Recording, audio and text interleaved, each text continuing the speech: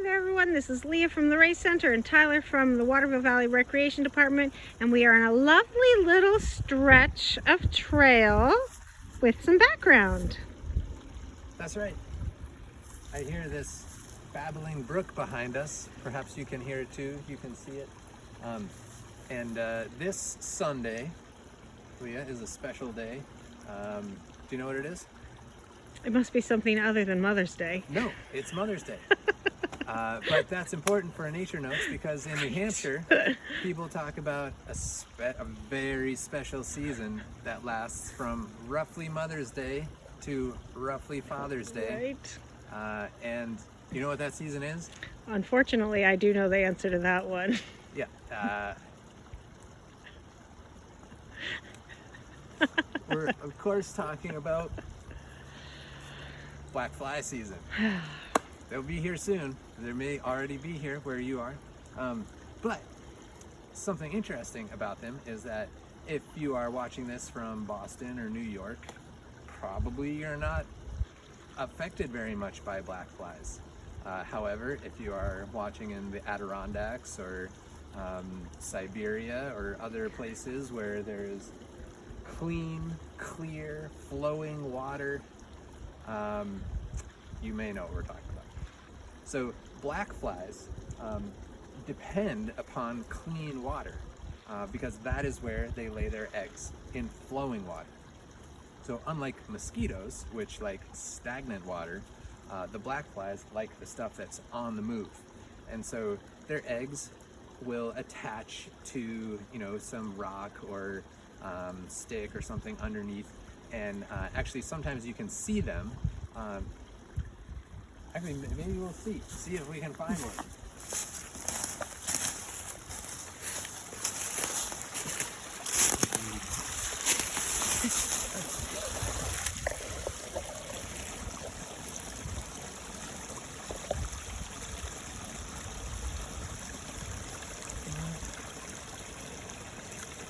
Nothing there, but sometimes you'll see little kind of like clear little, look like tiny little slugs attached to rocks or sticks that you find in the water. And those are the eggs of black flies. And inside those eggs, eventually the black flies will become larvae. And when they're in that stage, they have like a little feeder on their mouth part, and they're just collecting bacteria and things that are flowing in the water, and that is how they survive. But then they actually turn into flies while they are in the water, and then they ride in a bubble from the bottom of that clear flowing brook or stream to the surface, and then they'll climb out and find something to like harden their body and dry out their wings, and then they fly away to find a host. And as with mosquitoes, it's often the females who are looking for a blood meal that helps them with their egg production. So the males will be like cruising around looking for females, but the females are on a mission to find some blood. Now most black flies, I'm going to step over here so we don't have to compete with the sound of the stream. Most black flies don't eat humans. They prefer, a lot of black flies eat birds, and that is where they go for their blood meal. And they can travel very far,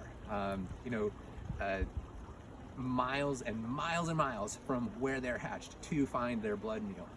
Their lifespans are pretty short, but there are many different species, 38, 40 different species of black flies in this area. Don't quote me on those numbers. I didn't look recently at my notes. Yeah, so most of them don't eat us, they eat birds. When you are feeling them, and there are many that don't bite, but still are in your orifices and in your eyes, in your ears. When you are dealing with that as you are in your garden, trying to get things set up, just remember that the only reason they are bugging you is because you are in an amazing area where you have clean, clear, flowing water. So be thankful for the black flies and maybe pray for some wind. Yes.